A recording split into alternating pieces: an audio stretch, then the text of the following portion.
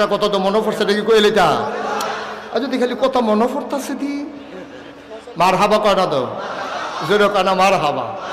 দিল্লির মসনদে বসে আছেন বাদশাহ, তার নাম হইল বাদশাহ শাহজাহান। কি নাম?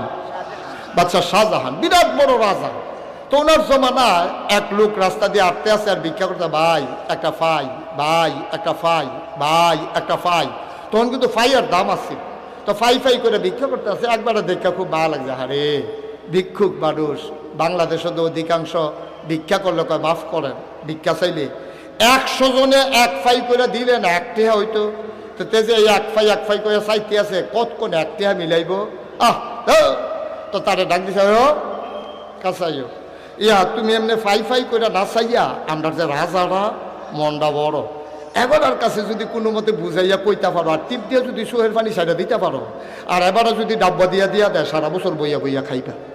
দাদারও কথা পছন্দ হয়েছে, কথা তো ঠিক। আচ্ছা কইয়া চাই এবারের কাছে যাই।